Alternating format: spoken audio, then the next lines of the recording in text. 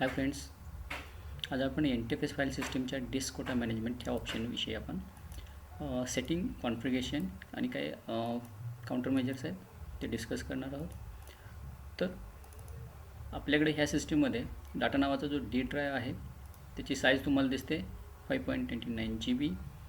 Okay, equally सर्व युजरना तुमच्या सिस्टीममध्ये जेवढे युजर्स असतील त्यांना आता ही इक्वली साईज ॲक्सेस होते. त्यांना तिथं कुठलंही आपण कोटा लिमिट दिलेलं नाही. तर जस्ट चेक करू आपण, माझ्याकडे अजून एक्स्ट्रा 2 युजर आहेत.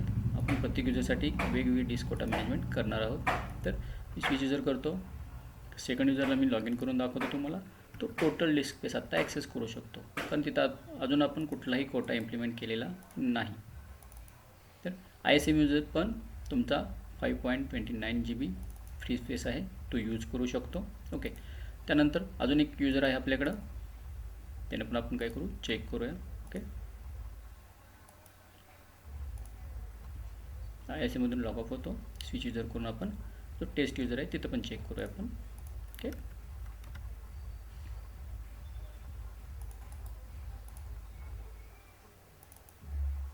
ओके, टेस्ट युजरला पण तुमची जी काय ॲप्रॉक्सिमेटली साईज आहे इक्वल ती शो होते 5.29 GB.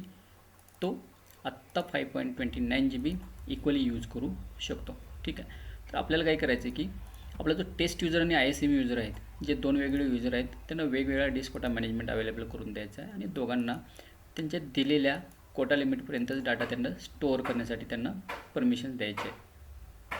ओके, तर मी माझ्या ॲडमिनिस्ट्रेटर युजरनं लॉग इन करतो, कारण तुम्हाला जे काही सेटिंग करायचं असेल ते ॲडमिन युजरनंच करावं लागेल. तुम्ही जर ॲडमिन युजर नसाल तर तुम्हाला काही रिस्ट्रिक्शन तिथं बघायला मिळतील. ओके, ठीक आहे, तर इथं आपण डिटेलला सिलेक्ट करूया, राईट क्लिक करू. प्रॉपर्टीजमध्ये तुम्हाला N T F S file परमिशन्समध्ये तुम्हाला कोटा मॅनेजमेंटची एक टॅब मिळेल. त्याच्यामध्ये आता कुठलाही कोटा आपण इथं एनेबल केलेला नाही, त्यामुळं आपल्याला कुठलाही कोटा सेटिंग दिसत नाही. मग अवेलेबल करून घेण्यासाठी, कोटा मॅनेज करण्यासाठी आपल्याला कोटा एनेबल करावं लागेल. त्यासाठी शो कोटा सेटिंग्सला क्लिक करा. इथं बाकीचे अजून ऑप्शन जे आहेत ते ग्रे आउट आहेत, आपल्याला ते अवेलेबल नाहीत. मग इथं आपल्याला ते अवेलेबल करून घेण्यासाठी आपल्याला कोटा एनेबल करावा लागेल. मग कोटा एनेबल करण्यासाठी एनेबल कोटा मॅनेजमेंट चेकबॉक्सला क्लिक करा. चेकमार्क केल्यानंतर तुम्हाला बाकीचे काय सेटिंग असतील तिथं अवेलेबल होतील. जर आपण पहिल्यांदा कोटा एनेबल करत असेल तर बाय डिफॉल्ट तुमचा जो कोटा असतो, सेटिंग असतं ते सॉफ्ट कोटा तिथं अवेलेबल असतो. मीन्स तुमचा जो कोटा मॅनेजमेंट आहे तो फक्त आत्ता मॉनिटरिंगसाठी अवेलेबल आहे. जर तुम्हाला तुमच्या युजरनं जर काही तिथं तुम्ही आता डिस्क लिमिट दिले असेल, त्याला समजा एखाद्या पर्टिक्युलर युजरसाठी आय एस एमसाठी मी 1 GB डिस्क स्पेस दिला असेल आणि माझा आता काय असेल, सॉफ्ट कोटा असेल, तर तो user 1 GB disk space use करू शकतो, कारण आत्ता आपला जो कोटा आहे तो सॉफ्ट कोटामध्ये अवेलेबल आहे.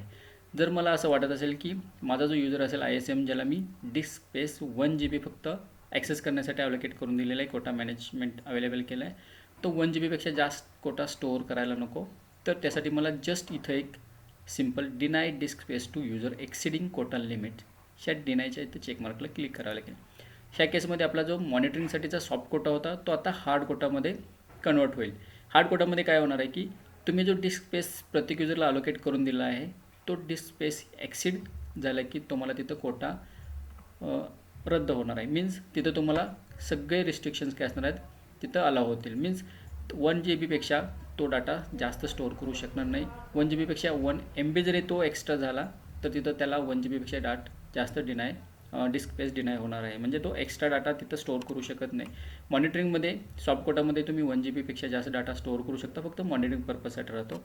मात्र हार्ड कोटामध्ये तुम्हाला जो डिस्क स्पेस अवेलेबल करून दिलेला आहे त्याच्यापेक्षा तुम्ही एक्सिड डाटा स्टोअर करू शकत नाही. मग इथं पूर्णपणे मी deny disk space to users exceeding data quota लिमिटली चेकमार्क केला आहे. म्हणजे आपला हा हार्ड कोटा आता इम्प्लिमेंट करतो आहे आपण. त्यानंतर तुम्हाला select default quota limit for new users on this volume. इथं मी आता कुठलंही लिमिट देत नाही. आता इथं ॲक्च्युली काय होणार आहे, हे डिस्क लिमिट काय असणार आहे की माझी जी 5 GB डिस्क आहे तर समजा मी आता लिमिट डिस्क स्पेस टू केला आणि इथं मी 1 GB ठेवला असेल आणि कोटा लिमिट जी काय असेल वॉर्निंग लेवल मी 999 MBला ठेवलं असेल.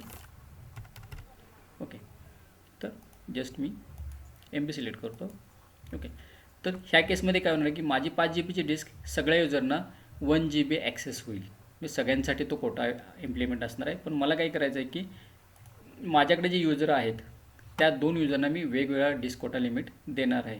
तर त्या केसमध्ये बाकीचे युजर काय असतील, माझा 3rd 4th 5th युजर असेल तर त्यांना ती माझी 5 GB डिस्क स्पेस मिळेल. पण ISM आणि टेस्ट नावाचे जे युजर आहेत त्यांना मी टेक्निकली काय करतो आहे, आता टेस्टिंग पर्पजसाठी डिफरंट कोटा इंक्रीज देतो आहे. मग मी इथं कॉमन कोटा कोणालाही देणार नाही. तर इथं मी डिस्क स्पेस पूर्ण आहे तसाच ठेवेन की टेस्ट आणि ISM युजर सोडून बाकीचे काही युजर मी क्रिएट केले तर त्यांना तो 5.29 GBचा आहे तसा फ्री मिळावा. तर आपण काय करतो आहे, फक्त टेस्ट आणि ISM ह्या 2 युजरसाठी एक पर्टिक्युलर डिस्क कोटा मॅनेज करतो आहे. तर इथं आता त्या दोघांसाठी कोटा एंट्रीज क्रिएट करण्यासाठी मला इथं कोटा एंट्रीजला यावं लागेल. ओके, मी कोटा एंट्रीजला येतो. इथं ISM आणि माझा जो काही टेस्ट युजर असेल इथं लिस्ट नाही, मग मला त्यांना तिथं लिस्ट करून त्यांच्यासाठी कोटा एंट्रीज इम्प्लिमेंट करावे लागेल. तर इथं मी येतो, कोटामध्ये क्लिक केल्यानंतर कोटा टॅबमध्ये मला एक न्यू कोटा एंट्री ऑप्शन मिळेल. मी तिथं क्लिक करतो. इथं तुमचं युजर जे काय असेल ते इथं ॲड करून घ्यावे लागतील. मी ॲडव्हान्सला क्लिक करतो, त्यानंतर फाइंड नावला क्लिक करा. तुमचे जेवढे युजर असेल इथं बघायला मिळतील. तर पहिल्यांदा मी ISM युजर ॲड करतो. ओके, ISMला सिलेक्ट करून ओके. ज्यावेळेला तो युजर तिथं मी सिलेक्ट करेन त्याला तो युजर, आता पहिल्यांदा आपण जे टेस्ट केलं त्याला तो डिस्क स्पेस तो मला काय होता, लिमिटेशन्स अवेलेबल नव्हत्या. आपण कोटा मॅनेज केला होता त्यामुळे एंटायर डिस्क स्पेस तो यूज करू शकत होता. पण आता मला काय करायचं, त्याच्यासाठी स्पेसिफिक कोटा एंट्री करायचे, त्याला लिमिटेशन्स द्यायचे असेल कोटा, तर मी लिमिट डिस्क स्पेस 2 करेन. इथं क्लिक केल्यानंतर इथं मला त्यासाठी डिस्क स्पेस मेन्शन करता येईल. मी तिथं 10 MBचा करतो. याच्यासाठी प्रॅक्टिकली आपल्याला जास्त डाटा स्टोअर करायला लागेल नको, आपल्याला पटकन प्रॅक्टिकल तिथं एक्झिट करूया. यासाठी मी एक कमी साईज देतो. तिथं तुमच्या केसमध्ये तुम्ही प्रत्येकासाठी GB पण साईज अलोकेट करून देऊ शकता. इथं तुम्हाला ऑप्शन्स आहेत. तुमच्याकडे जो हार्ड डिस्कमधला स्पेस अवेलेबल असेल त्यानुसार तुम्ही GB, TB, PB, EB तुम्ही अलोकेट करून देऊ शकता. आपल्याकडं 5.29 GB आहे, त्यामुळे मी प्रॅक्टिकली आपल्याला काही फाईल्स कॉपी करून तिथं ती लिमिट एक्सिड होते का हे बघण्यासाठी मी एक कमी साईज देतो. ओके, मला वॉर्निंग सेट करायची आहे. त्या युजरनं 10 MBपेक्षा 9 MB जर डाटा तिथं फिल केला तर मला एक वॉर्निंग यायला पाहिजे आहे. ओके, वॉर्निंग लेवल सेट केली मी 9 MB आणि डिस्क स्पेस मी त्याच्यासाठी दिलेला आहे 10 MB. ओके, मी इथं ओके करतो. माझा ISM युजर इथं लिस्ट झाला. ओके, हा माझा ISM युजर लिस्ट झाला. इथं बघायला गेला तर तुम्हाला कोटा लिमिट 10 MB आहे आणि वॉर्निंग लेवल आपण 9 MB केलेले आहे. त्यानं अमाऊंट युजड काय केलं आहे का अजून काही त्याच्यामध्ये फिल केलं नाही, त्यामुळं इथं त्यानं डिस्क स्पेस काही यूज केलं नाही, त्यामुळे 0 बाईट दाखवेल. ज्यावेळेला तो त्यामध्ये काही फाईल्स कॉपी करेल किंवा क्रिएट करेल त्यावेळेला तिथं त्याने किती % किती साईज तिथं ॲक्वायर केले ते दिसेल इथं. ओके, आपल्याला सेकंड युजर ॲड करायचं आहे कोटा एंट्रीसाठी. पुन्हा एकदा आपण कोटा टॅबला क्लिक करा, त्यानंतर न्यू कोटा एंट्रीजला क्लिक करा. ओके, तिथं आपल्याला टेस्ट युजर आता सिलेक्ट करायचा आहे. ॲडव्हान्सला क्लिक करा, त्यानंतर फाइंड नाव युजर दिसते, त्यामधला तुमचा जो टेस्ट युजर असेल याला आपण ॲड करतो आहे. Okay, just okay. आता हा टेस्ट युजरसाठी आपण काय करतो आहे तर कोटा एंट्रीज करतो आहे. इथं मी क्लिक करतो.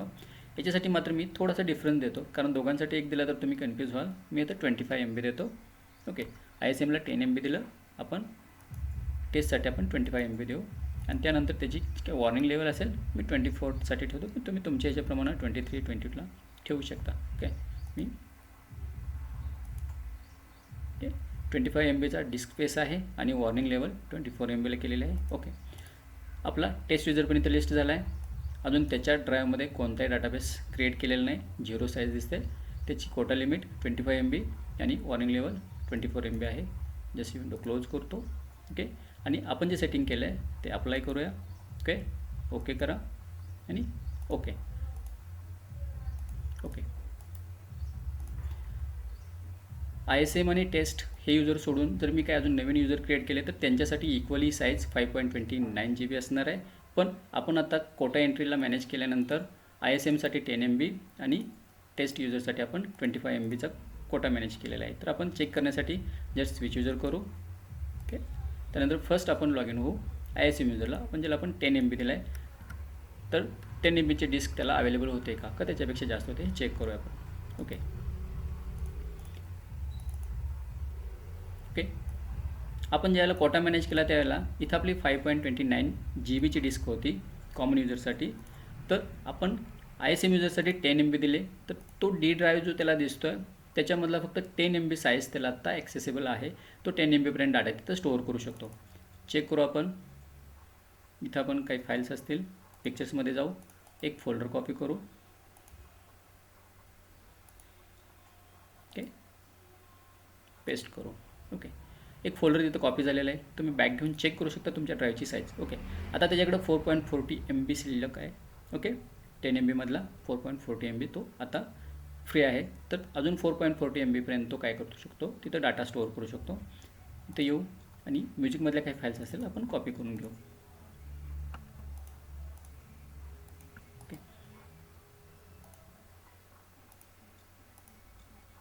पुन्हा तिथे जाऊ आपण आणि चेक करू की त्या फाईल्स इथं बसतात का. Okay, paste. ओके, आता काही फाईल्स त्याच्यात एक्स्ट्रा होत आहेत, तर आपण इथे काय करू, स्किप करू. स्किप. ओके, आता त्याच्यामध्ये फक्त एकच फाईल तिथं अलाव झालेलं आहे आणि जो एक्स्ट्रा डाटा होणार होता त्या फाईल सगळ्या स्किप कराव्या लागल्या आपल्याला. मीन्स इथं 10 MB पर्यंतच तो डाटा स्टोअर करू शकतो. आता 488 KB म्हणजे 488 KBची एखादी फाईल असेल तर तो इथं स्टोअर करू शकतो, पण त्याच्यापेक्षा जास्त असेल तर तो स्टोअर करू शकणार नाही. मीन्स आपला जो ISM युजरसाठीचा जो डाटाबेस आपण कोटा मॅनेज केला होता त्यामध्ये तो 10 MB पर्यंतच डाटा स्टोअर करू शकतो, त्याच्यापेक्षा जास्त एक्सिड करू शकत नाही. कारण आपण त्याला डिस्क स्पेस काय केलं आहे, तर हार्ड कोटा इम्प्लिमेंट केलेला आहे. मी जर सॉफ्ट कोटा केला असता तर तो 10 MB पेक्षा पण जास्त स्टोअर करू शकला असता, पण आपल्याला ते रिस्ट्रिक्शन तिथे इम्प्लिमेंट करायचं होते की त्या पर्टिक्युलर युजरला त्या पर्टिक्युलर कोटा लिमिटपेक्षा जास्त स्टोरेज करून द्यायचं नाही. ओके, तर हे आता आपण ISMसाठीचं 10 MBचं प्रॅक्टिकल आहे, सक्सेस केलेलं आहे. आपण चेक करू, जो आपण 25 MB दिलं होतं दुसऱ्या युजरसाठी, टेस्ट युजरसाठी, तो फुलफिल करू शकतो का.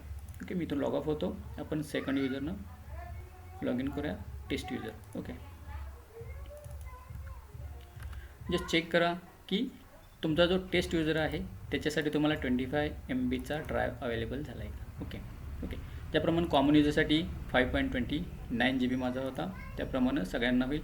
पण पर्टिक्युलर युजरला आपण कोटा मॅनेज केला आहे, त्यांना फक्त आपण दिलेल्या ॲलोकेटेड साईज एवढाच ड्राईव्ह मिळेल. आता याच्यामध्ये टेस्ट युजर 25 MB पर्यंतचा डाटा स्टोअर करू शकतो. ओके, तर इथं येऊ आपण. आता इथं थोडंसं काळजीपूर्वक बघा, आपल्याला कोटा साईज देताना आपण लिमिट काय दिली 25 MB, पण फाईल सिस्टीमसाठी तुम्हाला 1 MB त्याच्यातला लेस झालेला आहे.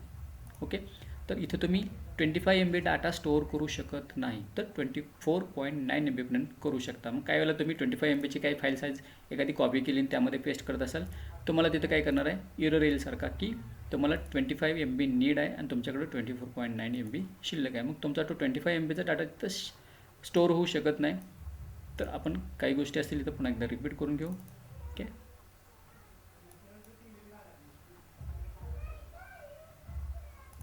पुन्हा एकदा म्युझिकमध्ये जाऊ आपण. ओके, सॅम्पल म्युझिकचा फोल्डर साईज बघू आपण त्याची. ओके, 16.5 MB आहे. कॉपी करूया.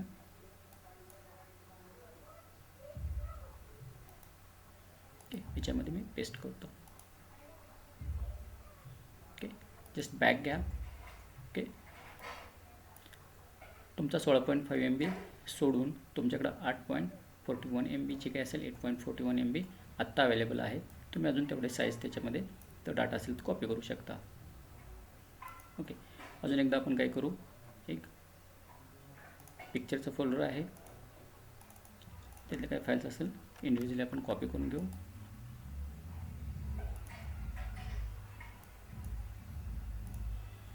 ते आपण इथं पेस्ट करू. ओके, त्या सगळ्या फाईल इथं बसलेल्या आहेत कारण तो अजून आपल्याकडं फ्री स्पेस आहे. आता आपण आपल्याकडे जो स्पेस शिल्लक आहे 2.82 MB, तर याच्यापेक्षा जास्त डाटा एक्सिड होत असेल तर तिथं स्टोअर होणार नाही. जस्ट चेक करण्यासाठी आपण एक व्हिडिओ घेऊ. ओके, हा फोल्डर तो 25 MBच्या आसपास असेल तर आपण काय करू, चेक करू आणि तिथं पेस्ट होते का चेक करू. ओके, कारण आपल्याकडे जी साईज आहे आता ती कमी आहे तिथं. ओके, 2 MBच्या आसपास आहे. मी पेस्ट करतो तर तिथं आपल्याला त्याच्यापेक्षा जास्त डाटा होणार आहे. तर तिथं आपल्याला काय करेल, एक इंटिमेशन येईल, इनफ स्पेस नाही तुमच्याकडं, तर there is not enough space, data D drive. Okay, 25 MB is needed. आपल्याकडे अवेलेबल किती आहे 2.82 MB. तर इथं काय होईल की 2.82 MBच्या वरती जर काही डाटा असेल तुमचा तर त्या केसमध्ये तिथं डाटा तो पुट करू शकणार नाही किंवा आपण स्टोअर करू शकणार नाही. मग ह्या केसमध्ये फक्त ब्लँक फोल्डर तिथं स्टोअर झालेला आहे. ओके, त्यामधला डाटा कंटेंट होणार नाही. तर अजून काही गोष्टी तुम्ही तिथे इम्प्लिमेंट केल्या तर चेक करू शकता की तुमचा जो 2.82 साईज फुलफिल झाली की हा तुमचा ड्राईव्ह रेड होईल. मीन्स तुमचा तिथं कोटा कंप्लीट होईल आणि ज्यावेळेला तुम्ही कोटा कंप्लीट होईल त्यापेक्षा त्या कोटा लिमिटपेक्षा तुम्ही जास्त डाटा स्टोअर करू शकणार नाही. ओके, आय होप तुम्हाला हे प्रॅक्टिकल समजलं असेल. आपण डिस्क कोटा मॅनेजमेंट कशासाठी करतो, त्यानंतर पर्टिक्युलर युजरसाठी आपण डिस्क कोटा कसा इम्प्लिमेंट करतो. म्हणजे एकच डिस्क स्पेस असेल कॉमन युजरसाठी जो अलोकेट करून देतो आपण, तो सगळ्यांना एकसारखा दिसेल. पण काही युजरना मला जर डिस्क स्पेस लिमिटेड करून द्यायचा असेल, त्यांचा कोटा पर्टिक्युलर साईजमध्ये ठेवायचा असेल तर मी करू शकतो.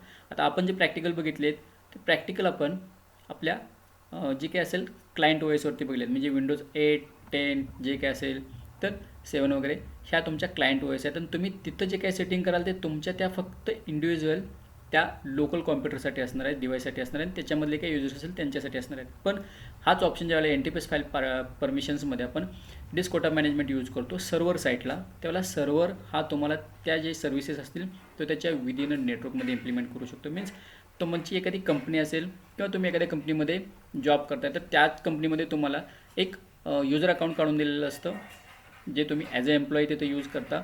तर त्याप्रमाणे तुम्हाला काही तिथं काय असू शकतात की डिस्क कोटा मॅनेजमेंट करून दिलेले असतील. तुम्हाला एक पर्टिक्युलर साईजमधला डिस्क अमाऊंट तुम्हाला तिथे यूज करण्यासाठी अलोकेट केला असेल.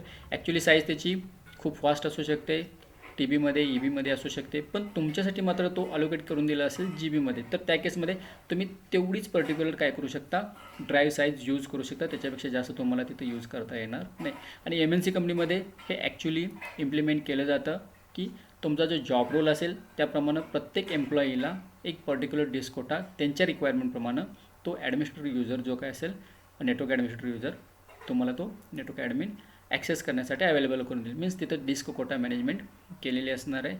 फक्त फरक एवढाच काय, आपण ज्यावेळेला तुमच्या नेटवर्क डिव्हायसेसमध्ये मीन्स सर्व्हर वगैरे ज्या काही नेटवर्क OS म्हटल्या जातात, नॉस म्हटलं जातं, तिथं यूज करता ते त्याच्या नेटवर्कमध्ये असणाऱ्या टोटल सर्व युजरना किंवा एम्प्लॉईजना किंवा त्याचे काही क्लायंट्स असेल त्यांना डिप्लॉय करू शकतो. पण ज्याला आपण क्लायंट OS यूज करतो विंडोज 8, 7, 10 वगैरे जे काय असेल जे आपण यूज करतो त्या क्लायंट OS आहेत.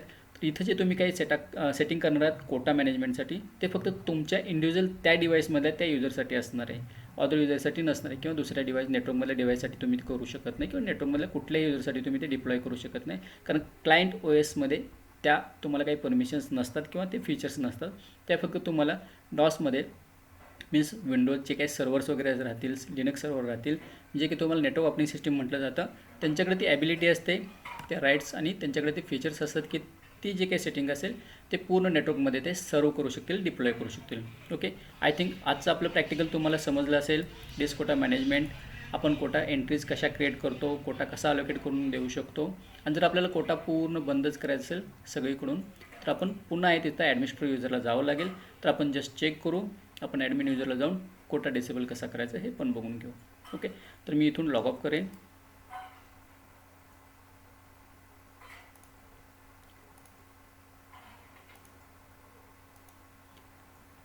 आता काही वेळेला मी लॉग ऑफ का करतो ह्याच्यामागे एक रिझन आहे. कारण तुम्ही जे सेटिंग करता, जर तुमचा एखादा युजर लॉग इन असेल तर तो लॉग इन कंडिशनमध्ये असताना काही तुम्ही सेटिंग चेंज केले असेल तर लगेच अपडेट होत नाहीत. मग त्यासाठी तुम्हाला युजर लॉग ऑफ करून पुन्हा लॉग इन केल्यानंतर जे सेटिंग चेंज करता तुम्ही ते तिथे इम्प्लिमेंट होऊ शकतं. मग मी काही गोष्टीसाठी फक्त लॉग ऑफ होतं आहे, काही वेळेला तुम्ही लॉग ऑफ न होता लॉग इन कंडिशनमध्येच तुम्हाला त्या एन्व्हायरमेंटमध्ये ते सेटिंग चेंज झालेलं दिसेल. आता आपण डिस्क कोटा मॅनेजमेंट जो क्रिएट केला होता तो ॲडमिन युजरनं लॉग इन झालो आहे मी, कारण ॲडमिन युजर थ्रूच तुम्ही काय करू शकता, त्या गोष्टी करू शकता, कंट्रोल करू शकता, कॉन्फिगर करू शकता. ओके, तर आपण जो कोटा दिलेला आहे इथं बघू शकता, त्या युजरने जो डाटा स्टोअर केला आहे तो पूर्ण तुमच्या त्या ड्राईव्हमध्येच आहे. पण ॲडमिन युजरला तो जे काय असेल 5.29 MBचा होता तो सगळा मिळत होता. पण बाकीच्या युजरने डाटा स्टोअर केल्यामुळे आता त्याच्याकडे अवेलेबल किती आहे तर 5.26 GB आहे. म्हणजे बाकीचे युजर असतील ते 2 युजर सोडून तुमचा ISM युजर आणि टेस्ट युजर सोडून बाकीचे युजर क्रिएट केले मी, त्यांच्यासाठी हा फक्त जेवढा इथं मला मिळतो आहे तो सगळ्यांना कॉमन डिस्क स्पेस मिळणार आहे. फक्त ISM आणि टेस्टसाठी काय राहणार आहे तो कोटा लिमिटेशन्समध्ये राहणार आहे. ओके, तर आपल्याला कोटा डिसेबल करायचा असेल तर मी इथे येतो प्रॉपर्टीज, पुन्हा आपल्याला NTFS फाईल परमिशन्सच्या इथं कोटा मॅनेजमेंटला जावं लागेल, कोटा टॅबला, शो कोटा सेटिंग. ओके, आता इथं मी जस्ट काय करणार आहे, तर मी बाकीचे एंट्रीज काही करणार नाही, डिलीट करणार नाही. इथे येईन, डिनाय डिस्प्लेचा पण ऑप्शन काढेन आणि एनेबल कोटा लिमिट्स आहे तो कोटा मॅनेजमेंटचा ऑप्शन मी डिसेबल करेन, अप्लाय करेन. ओके ओके ओके, तर आपण कोटा डिसेबल केलेला आहे. जस्ट ट्राय करू की आता जे सेटिंग चेंज केले आपण, मगाशी कोटा एनेबल केला होता, आता कोटा आपण डिसेबल केला आहे, तर बाकीच्या युजरवरती त्याचा काय इम्पॅक्ट पडला आहे तो पण चेक करू. स्विच युजर करू. आता आपण ISM युजरनं लॉग इन करून जस्ट चेक करू की ते काही चेंजेस झाले आहेत का, कारण मगाशी आपण त्याच्यासाठी 10 MB कोटा दिला होता.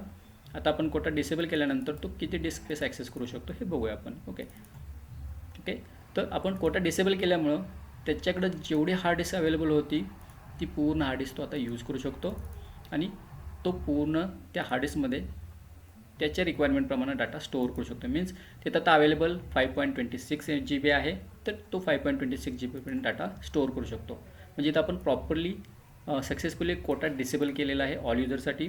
जस्ट चेक करूया आपण. मी लॉग ऑफ होतो आणि टेस्ट युजरला पण चेक करूया की आपण जो कोटा डिसेबल केला आहे त्याप्रमाणे त्याला टोटल डिस्क स्पेस अवेलेबल होतो आहे का.